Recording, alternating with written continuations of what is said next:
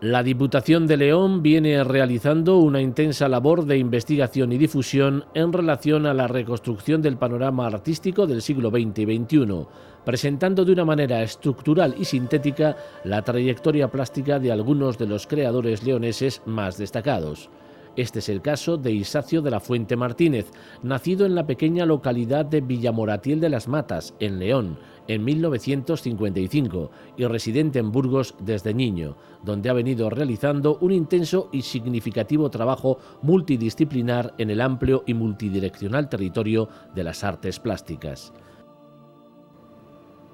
La exposición lleva por título Introspección y tiene como objetivo fundamental plantear una visión y reflexión del propio artista por medio de la revisión y puesta en escena de algunos de los episodios más destacados de los últimos 20 años de un trabajo denso que nos aproxima a la esencialidad del hombre como creador. Una propuesta expositiva que al mismo tiempo está tamizada y reestructurada desde un punto de vista externo, ajeno al acto esencial de germinación creativa. Un proyecto de fusión y diálogo fructífero entre el artista y el crítico, que plantea un ordenamiento dialéctico en un espacio concreto y definido como un medio más de potenciación de las múltiples posibilidades del desarrollo artístico.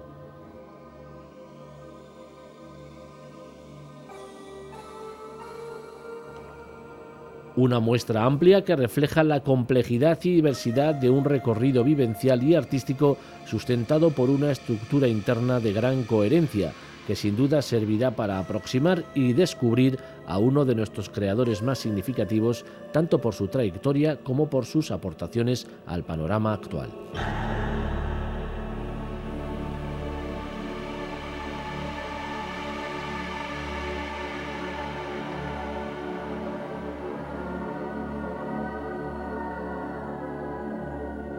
Que hoy presentamos de Isacio de la Fuente es un gran logro para la Diputación de León y para el Instituto Leones de Cultura, porque por primera vez Isacio presenta una gran exposición en León.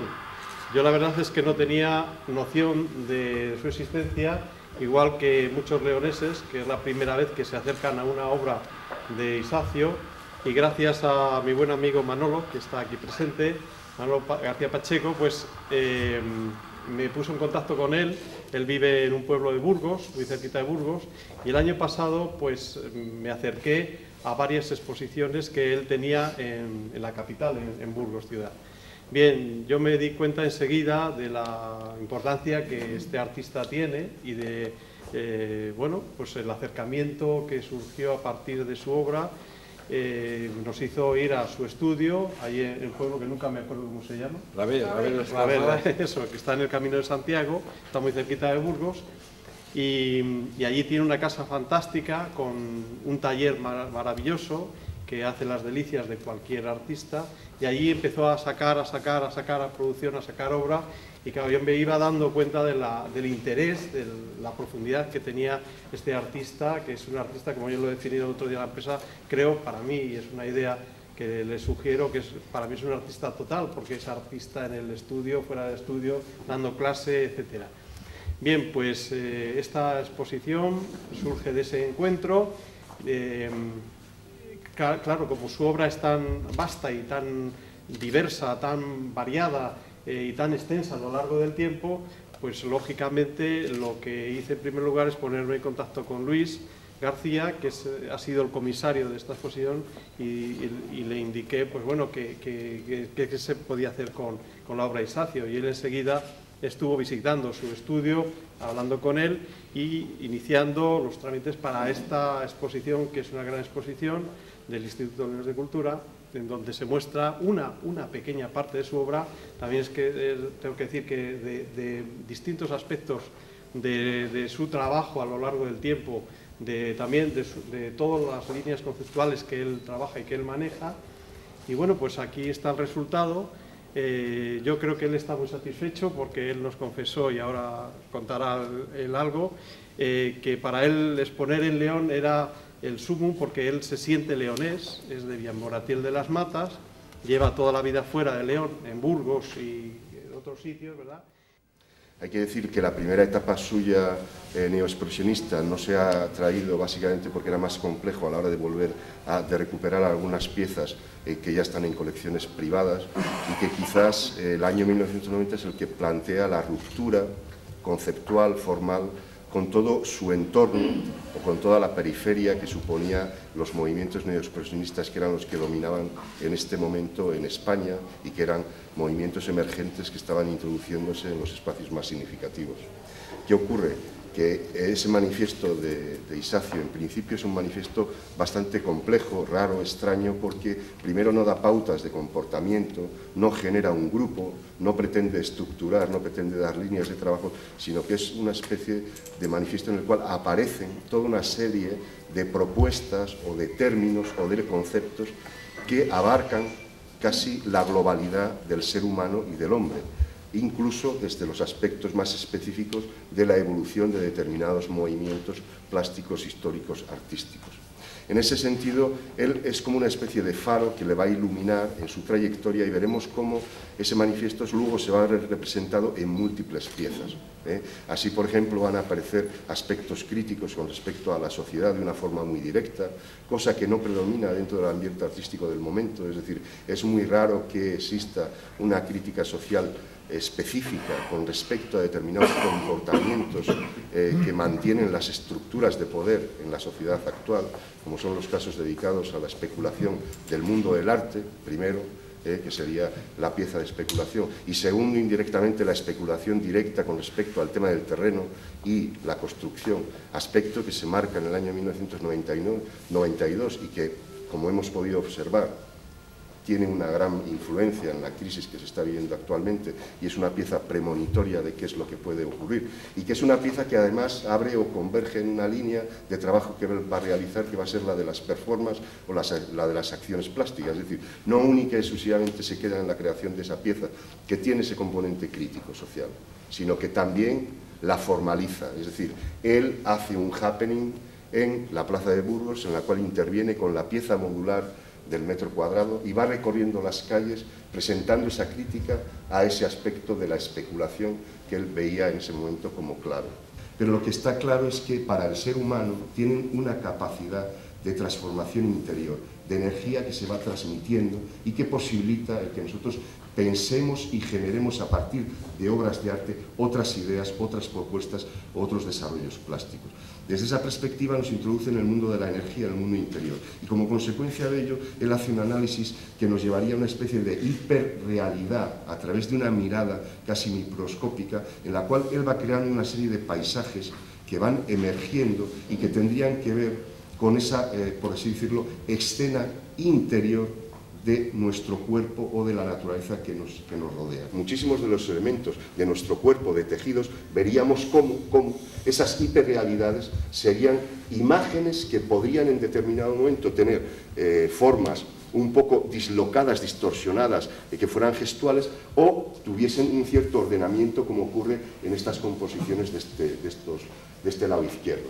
Por un lado vemos desarrollos que son prácticamente serían, en el caso por ejemplo de esta pieza de 16 metros, vemos como el desarrollo es enérgico, vital y sentimental. Es decir, él se inicia en el lateral izquierdo o en el lateral derecho de la pieza y inmediatamente empieza a generar de forma automática una construcción mental que la mantiene, la tiene que mantener en su mente, porque va trabajando de una forma secuencial mientras va enrollando el papel. Por lo tanto, él construye una imagen mental en su cabeza, pero al mismo tiempo a partir de la sensación de la materialidad, de ese efecto gestual de trabajo directo. Por lo tanto, hace un desarrollo vivencial de la pieza en su trabajo. En otros casos, en concreto, lo que hace es plantear rupturas de espacio. Las rupturas de espacio nos llevan a las instalaciones. Esto es un poco lo que comentábamos, o lo que se comenta en el díptico, en relación al aspecto multidireccional de su trabajo. Isacio no única y exclusivamente va a trabajar en el elemento biplano o en el plano pictórico, sino que toda su obra se va a desarrollar como una especie de escenografía o como una especie de naturaleza que se va desarrollando con múltiples formas.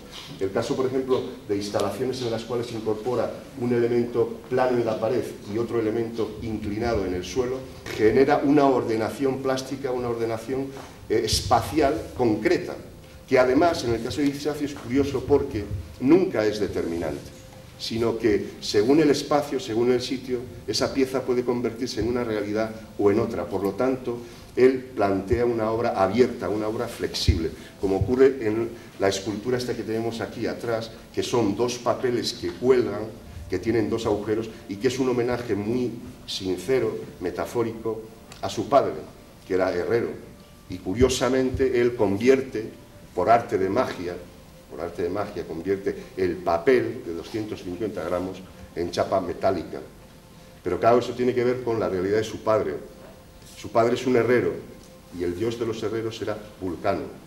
Vulcano hacía magia y transformaba las realidades, transformaba el hierro en maravillosas espadas y maravillosas corazas para los dioses.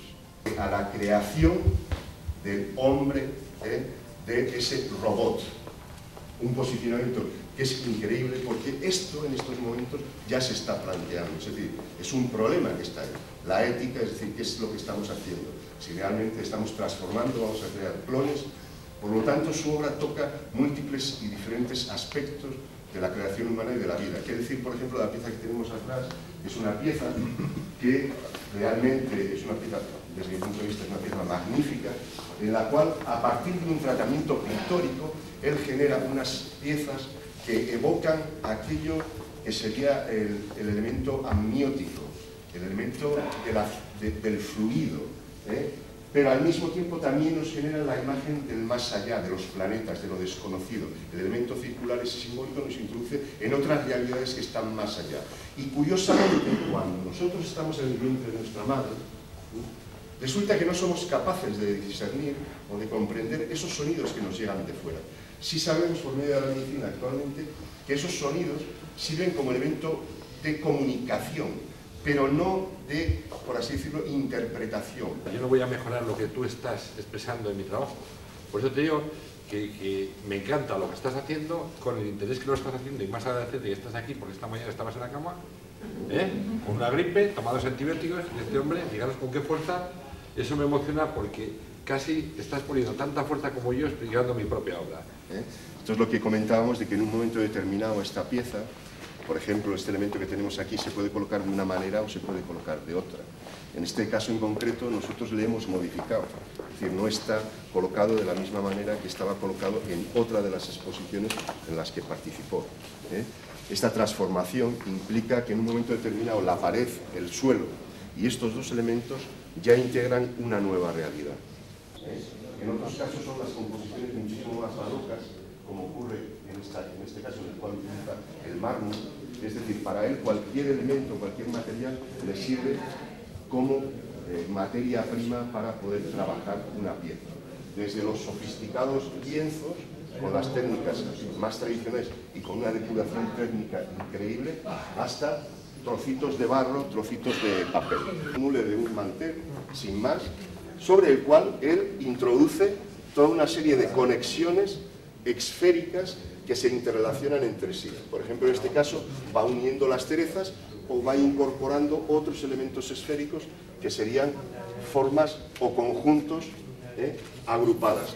Todo eso generaría una especie de mundo interior, espacial, cósmico, sobre el cual se van construyendo estas formas que él genera. Pieza abierta. ¿Y por qué es una pieza abierta? Pues por algo muy sencillo. Porque nosotros aquí la vemos construida con 5 módulos.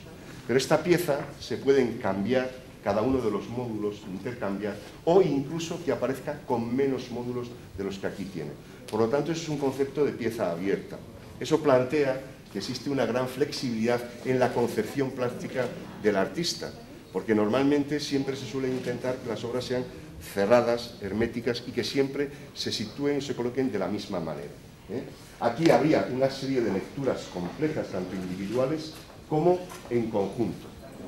Por un lado, tenemos que él va a utilizar los números como elemento, por así decirlo, significativo de la pieza.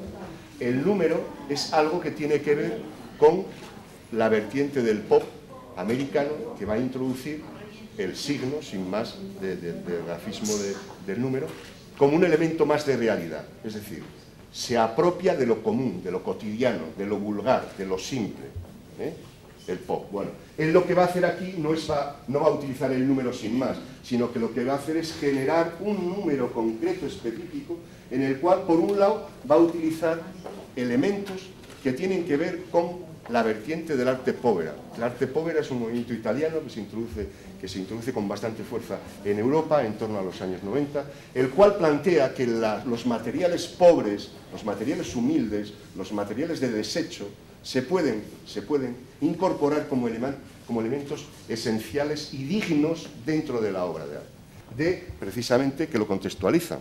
Nosotros estamos en el euro, sin embargo, esta obra ya queda para la historia contextualizada concretamente en un periodo, ¿de acuerdo? Porque son pesetas, son billetes de pesetas. Y entonces parece como que estas redes numéricas atrapan el dinero, Parece como que nos están atrapando. Pero no solo nos atrapa el dinero, sino que también los caramelos, las golosinas. Hay que tener en cuenta que las golosinas son muchas cosas. No única y exclusivamente las golosinas son simplemente los caramelos que comemos.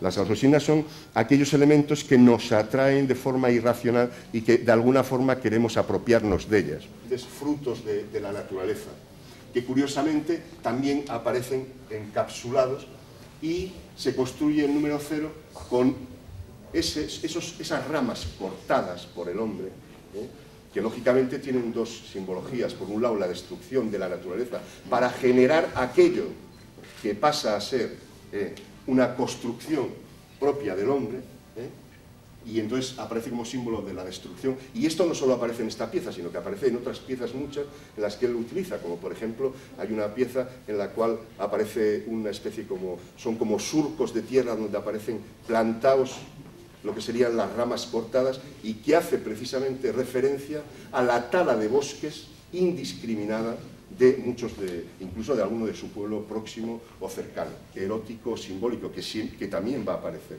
en determinados momentos en la obra de Isacio. No va a aparecer con muchísima frecuencia, pero sí aparece en algunos casos. Esta pieza de la esquina es una pieza extraña, compleja, y entra dentro de lo que sería el concepto de la instalación. Esto es una instalación pura y dura, con varios elementos. Una caja apropiada, industrial, sin más, con unos elementos industriales. Es decir, aquí el artista simple y sencillamente va a la ferretería, coge los clavos, los coloca, los ordena y punto, no hay nada. Es simplemente un proceso de ordenación mental, con lo cual, a pesar de toda su tradición artesanal y todo el desarrollo técnico que él tiene en su obra, incluso el mental, le aproximaría a los ready-mades de Marcel Duchamp, no se explico. Curiosamente, él introduce los ready-mades duchampianos, y incluso los primeros, en los cuales la obra ni siquiera se modifica, es decir, aparece tal cual la compra, la compra en... Uy, es que eso me lo torna yo. Ah, ¿estos te los has tornado tú? La plantilla del dibujo... Estos. ¿Y no, esto? Bueno, pues eso es un error. Creí que los habías comprado. Mira la plantilla allí. Mira, la plantilla está allí. Sí, no, bueno. Me servía para doblar. Creí que los habías comprado directamente. ¿La caja la hiciste? La caja no.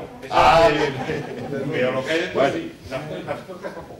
Entonces, otro aspecto que es importante es que esta sí está hecha por él, me refiero. Esta sí está hecha por él. Y esta sí, a mano y esta sí que se modifica. Es decir, esta pieza nosotros ahora la podríamos cambiar de posición sin ningún problema. Yo la voy a dejar así tal cual está. Moviendo las chapas, tirándolas un poquito, cambia de posición. Muy bien hecho. Moviendo algunas, estas tirándolo... A ver si te lo rompo. No, es decir, tirándolas un poquito así, no, se busca, cambiándolas, va cambiando y va, fíjate dónde ha ido. Va cambiando la pieza. Esto en teoría se podría hacer, La inestabilidad de...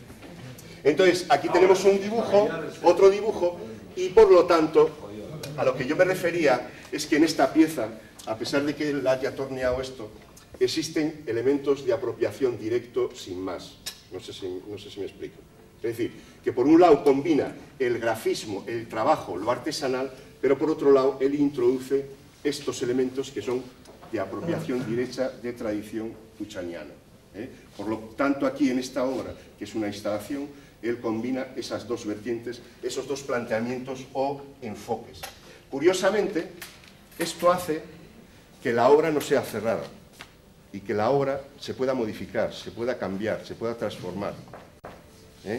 Por lo tanto, vemos en varios de sus trabajos cómo se modifica y se cambia permanentemente su trabajo.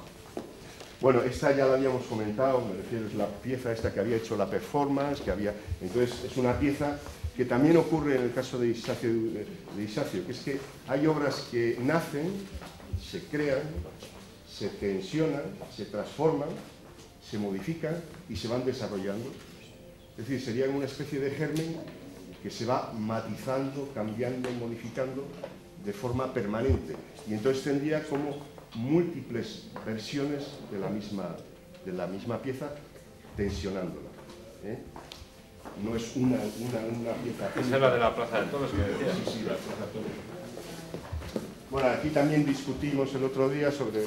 Pero bueno, también es normal que discutamos sobre que tampoco pasa nada.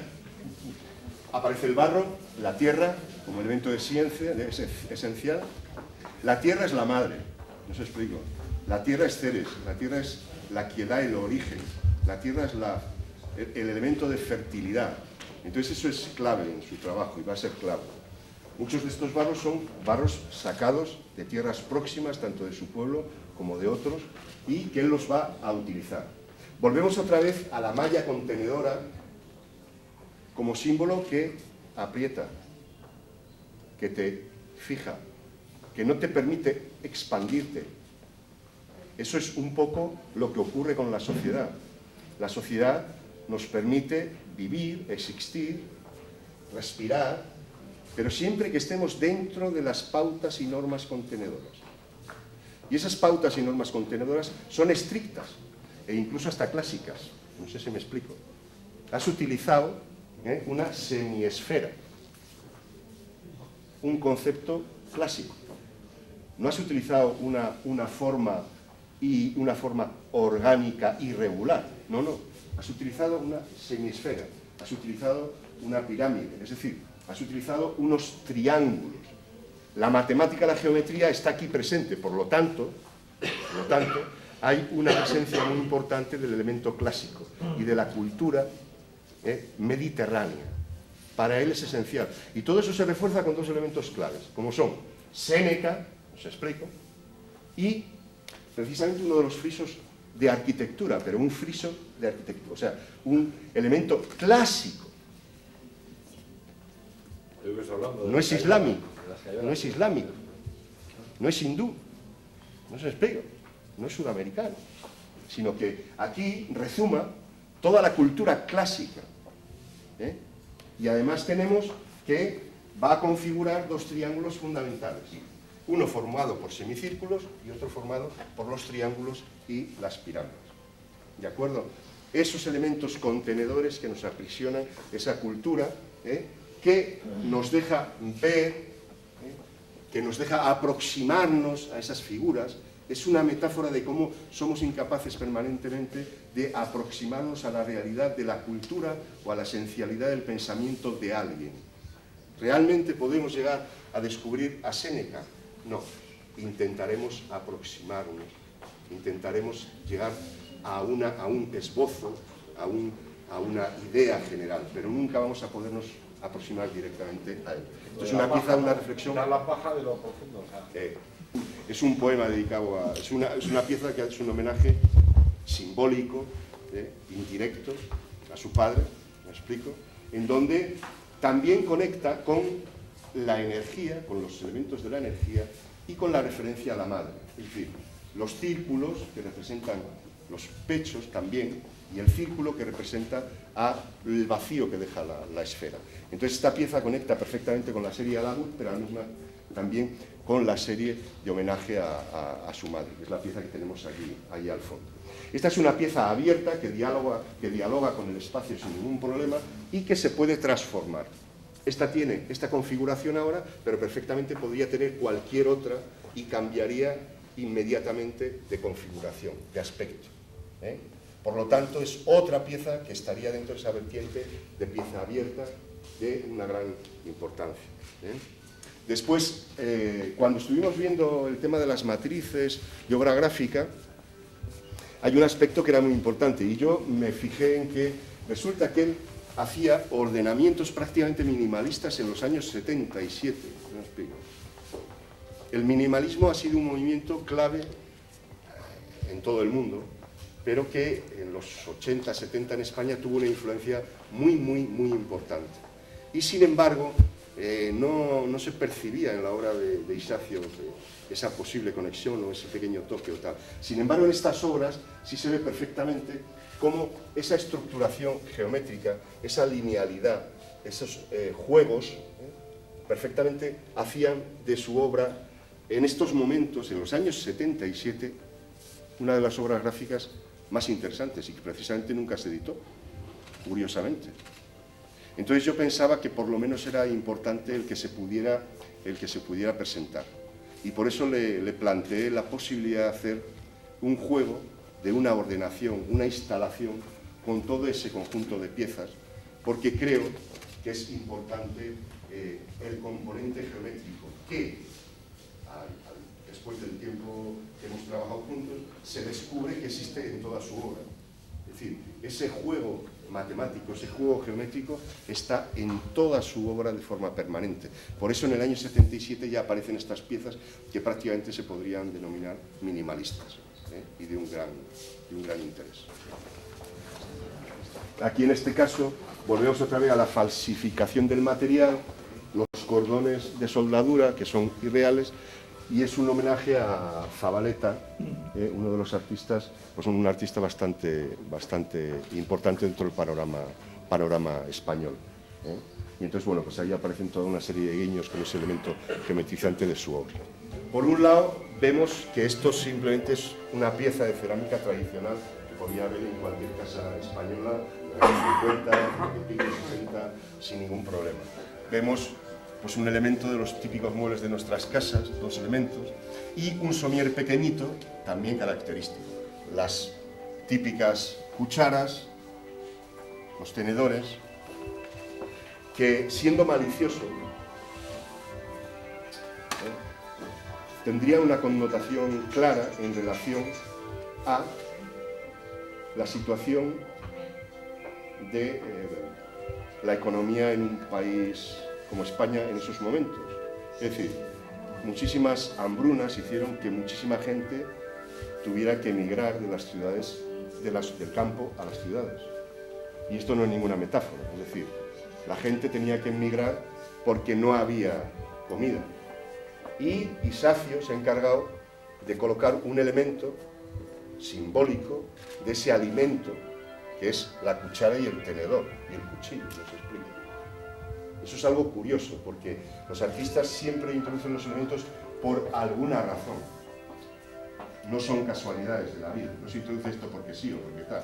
No, se introducen por alguna razón. Entonces, claro, ¿qué ocurre? Que esto es una referencia a la comida o al hambre, a la comida o al hambre. Y lógicamente, Isacio, como otras muchas familias, pertenece a esas familias que emigraron para buscar lo mejor para sus hijos, para su familia. Entonces, ¿qué pasa? Una cama de una persona, el objeto que nos hemos apropiado de ese mueble. Esto para muchas familias era como un gran éxito, ya era llegar al nivel de la decoración en la casa. Ya comemos, no os explico. Tenemos un somier, porque no hace tantos años, cuando se casaban, iban con el colchón y el somier. La de Dios, esto es increíble. Nos llevamos el somier y el colchón y ya se casaban con eso, nada más. ¿Pero tienen algo más? No. Y sábanas tampoco, pero bueno, tenemos el colchón y el somier. Entonces, en esta pieza tenemos el somier, ya tenemos la cerámica, tenemos una especie como de mueble, las cucharas, tal, no sé qué. Es decir, Isacio nos contextualiza la obra en un periodo concreto, pero luego nos habla de esa transformación, eso que él ve, esos cambios que se están produciendo actualmente, y por eso nos habla de la biónica. Esta pieza que vemos aquí, que es una pieza de grabado magnífica, es una pieza impresionante, es una mujer desnuda que levanta sus piernas y nos enseña su sexo, que lleva pubis, que tiene pelo. Y es una referencia directa a las piezas clásicas de Courbet, que es una pieza que se titula El origen de la vida, que es una mujer que simplemente levanta sus piernas y nos enseña el sexo, y otra pieza que posteriormente, basada en esa, realiza Marcel Duchamp, que es una puerta en la cual hay dos mirillas, y según miramos vemos a una mujer abierta con su sexo y con una lámpara de gas enseñando. ¿Qué pasa? Esas son dos referencias a la fertilidad, al crecimiento. En este caso en concreto, él introduce una X que borra el sexo, borra la fertilidad, borra la posibilidad de engendrar. Y por eso surge la biónica. Es decir, a partir de todo su ambiente tradicional de su casa, de toda esa memoria, se llega al cambio de la biónica, al cambio actual, transformación de la sociedad en la biónica. Es una pieza compleja que tendría que ver con el neodadaísmo, porque aquí él se apropia tanto de cosas suyas para reinterpretarlas de otra manera, como de cosas que son totalmente ajenas. ¿De acuerdo? Simplemente son reflexiones que yo hago sobre su obra. Esto no quiere decir que sean las únicas posibilidades de reflexiones. Todo está abierto y son reflexiones que se pueden construir sobre muchas. Es la mejor reflexión que he oído nunca. Claro. Luego, pues, por ejemplo, ahí tenéis piezas que hacen referencia precisamente a la crítica directa a la construcción y a la situación de la vivienda, es decir, cómo el hombre necesita una vivienda y realmente es una situación bastante compleja y bastante difícil. En este caso, hace lo que es un apropiacionismo de una pieza natural, que es un hilo de una... ¿Y las viviendas de protección oficial? Exacto. Ahora está de moda, VPO, ¿no? Y bueno, yo creo que con esto hemos... ¿Algo de aquí, del cuarto oscuro? Hemos hecho una breve... No. Bueno, aquí lo que estamos No, viendo, para ver aquí, el caso concreto de esta pieza, lo que estamos viendo es un poco la introducción en lo que haces por medio de la articulación, difusión de diferentes imágenes generadas. Lo que haces es introducirnos en un espacio totalmente desconocido, en el cual perdemos la referencia del suelo, las paredes y el cielo, con lo cual está generándonos una tensión máxima, porque nos introduce y nos lleva precisamente a nuestro hogar primigenio, a ese espacio en el que nosotros flotábamos, que era la barriga de nuestra madre. Entonces, ¿qué pasa? Que nos introduce en un mundo desconocido de sensaciones, que al mismo tiempo es maravilloso, pero al mismo tiempo es muy peligroso, porque genera unos desequilibrios psíquicos muy importantes cuando tú permaneces en un ambiente constante de este tipo.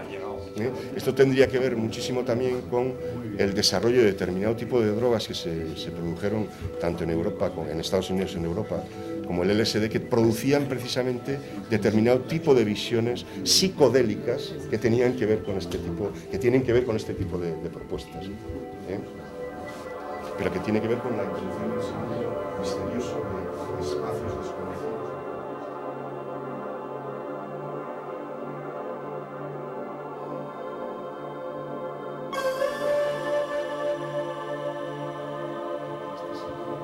Precisamente este cráneo es una vanitas que entonces retoma, curiosamente, toda la tradición de la muerte, de la presencia de la muerte en la obra de arte. Y curiosamente su autorretrato.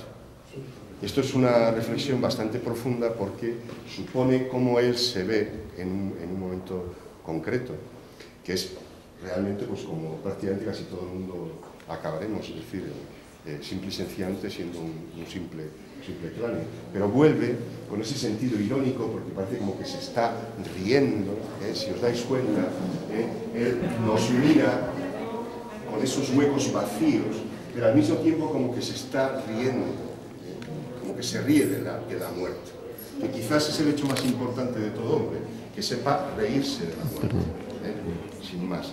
Entonces, toda esta obra aparece con ese sentido profundo de tragedia, de contundencia, de trabajo, de labor. Es el arte que conduce a la otra vida, el arte que conduce a la muerte. Eso colocado al lado de la serie dedicada al aspecto más irónico, más, por así decirlo, crudo, que él hace, o la crítica más cruda que hace a la historia del arte, en las cuales aparece la referencia al nunca más, con esa ironía y esa crítica a lo que sería el mundo del chapapote. Bueno, en esta sala tenemos la serie de pendencia, que es la que comentaba, que es un homenaje referencial, directo, representativo, específico y concreto, realista, con una mano muy formada, con una descripción increíble, y que realmente aquí lo que estamos viendo es la capacidad que tiene como acuarelista, que quizás es uno de los mejores acuarelistas, porque muchas veces la acuarela es bastante compleja de trabajar, y aquí vemos como las transparencias, la aguada, el dejar simplemente la pincelada sin más, hace que se construya la imagen perfectamente. Esto es todo un mundo poético, que lo que desprende en realidad es el amor ese maternal, el amor de la familia como elemento clave. Esto también tiene una gran actualidad, aunque parezca que no. No hace tanto, hace muy poco, un crítico precisamente de los serios, un pop de los de la crítica de arte que se entró en esta sala y empezó a llorar. Con eso ya os digo todo. Es decir, que es una sala en la cual realmente pues uno se puede enfrentar con el aspecto más humano de la obra de Isacio, en donde ese elemento de la familia vuelve a aparecer con una intensidad importantísima. Esto se remarca con el retrato de su padre de color y con el retrato de su madre a la derecha. En este caso en concreto, la pieza de la derecha hace referencia a algo que le va a marcar para siempre a Isacio. Aunque parezca que Isacio es un hombre así duro y tal, y bastante, a veces, hosco, pues resulta que es un hombre con una gran sensibilidad. Y eso siempre se lo marcó su familia. Primero su padre, que era herrero, le marcó lo que era el duro trabajo y lo que costaba y lo duro que era conseguir dinero, incluso hasta cuando trabajaba en la fábrica. Pero también su madre se lo demostró no solo haciendo las labores de casa y trabajando, sino también cosiendo para sastres y para otras personas para poder mantener la familia de una forma mejor, e incluso pues, yo creo que también para poder mandar a estudiar a su hijo a Bilbao a la facultad. Hecho que es significativo porque hay que reconocer que Isacio 5 años en la facultad los hizo en 4 años, lo cual demuestra que era un gran trabajador y uno que se esforzaba por intentar sacar el máximo partido. Entonces esas dos piezas de fondo son un homenaje sincero o una representación en esta exposición de ese trabajo duro y fuerte, que es el homenaje que hace Isacio directamente y representativamente a sus padres.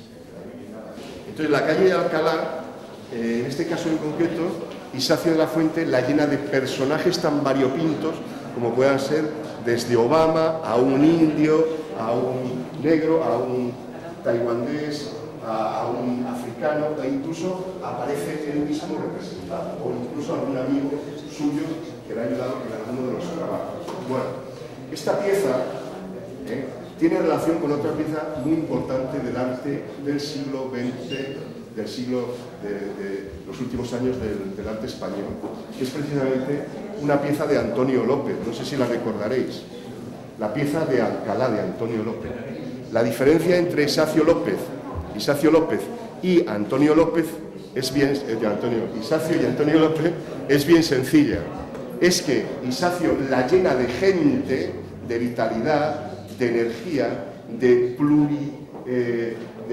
múltiples razas, de una gran diversidad, mientras que Antonio López la deja vacía, la deja en silencio. ¿De acuerdo? Este es el gran contraste entre Isacio. Si os dais cuenta, estaríamos en una vertiente casi expresionista del tratamiento de las formas, es decir, el gesto, el trazo, la deformación, es lo que hace que tome sentido esas figuras que aparecen, todas ellas con busto, de lo cual quiere decir que el protagonismo lo tiene la persona representada por la cabeza. El busto es lo importante, el pensamiento, la idea. Entonces, es una pieza de una gran riqueza que nos habla de lo humano en la gran ciudad de Madrid. ¿Cuál? Esto es curioso.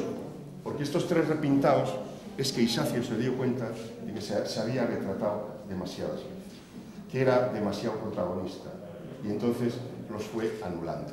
Pero aún así, Isacio aparece ni más ni menos que aquí, aquí y aquí. Como diría el otro, de vez en cuando los artistas tienen un poco de ego y entonces se dispara su representación, pero por lo menos saludo a alguna. Y luego hacen dos homenajes muy interesantes a Eduardo Arroyo, que además son piezas que yo creo son interesantísimas, porque cuando vemos esta obra dedicada a Eduardo Arroyo, aquí vemos primero todo lo contrario de lo que estamos viendo en el otro lado. Aquí vemos el esquematismo, la síntesis, la simplicidad, pero al mismo tiempo el retrato psicológico. Es decir, él lo que coge son diferentes elementos simbólicos para explicarnos quién es Arroyo. Y entonces, curiosamente, aquí mete una franja que es la bandera francesa, país en el que se exilia, se autoexilia, y en el que desarrolla gran parte de su obra. En principio quería ser escritor, pero al final acaba siendo pintor porque él no sentía lo mismo en español que en francés, a pesar de ser bilingüe desde que era niño, porque había estudiado en Madrid en un colegio bilingüe. Curiosamente aparecen los símbolos de su herramienta fundamental, la pintura. Después vemos que en la manga aparece una bandera, la italiana. Curiosamente, la bandera italiana lo que nos indica es que, y es verdad, realmente cuando el grupo de amigos suyos pasaban hambre, se marchaban a Italia a vender la obra. Y en Italia era donde se les compraba gran parte de su pintura. Italia fue el seno que les acogió con mayor potencia y en donde prácticamente eran por así decirlo, artistas muy importantes y muy destacados, y les quitó el hambre durante muchísimo tiempo Italia. Curiosamente, le cierra la boca. ¿Quién le cierra la boca? España. En este caso era la época de Franco, que le expulsa, cuando él viene en la última exposición, le expulsa y entonces ya no puede presentar su obra en España, con lo cual no le deja hablar.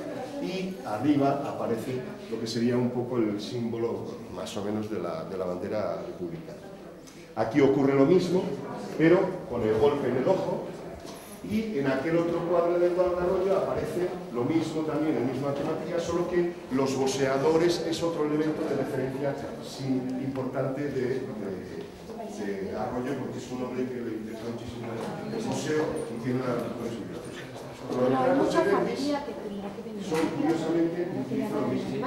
Aparecen las referencias a las técnicas de decirlo joven, elegante, a última moda, que sabe estar.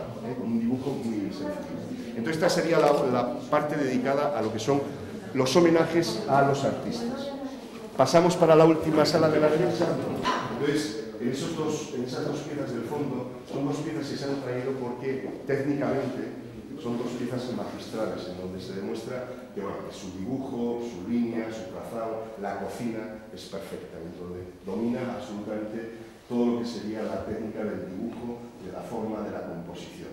Y en donde vemos que los tratamientos, tanto figurativos como lo que serían gestuales, aparecen perfectamente combinados y perfectamente unidos en una obra totalmente plena. Aquí vemos todo esto que son gestos, manchas, pintura tirada, que nos llevaría un poco a la incorporación del informalismo dentro de su pintura. El aspecto matérico viene como consecuencia de la incorporación de esos granos texturados que introduce diferentes componentes con la pintura de tal. Y luego el dibujo es un poco el elemento clave que él va a utilizar para las composiciones y la configuración firma. Como vemos aquí, ya empieza a utilizar la línea como elemento esencial para definir las formas, ¿de acuerdo? Solo que tiene, por así decirlo, con muchos más matices en el interior. Veíamos como en la calle de Alcalá, en realidad él construye el volumen a la forma clásica, por medio del desarrollo de claros oscuros para conseguir la luz y el oscuro y el volumen, ¿de acuerdo? El volumen se construye por medio de claroscuros. Aquí ya la línea empieza a tomar importancia.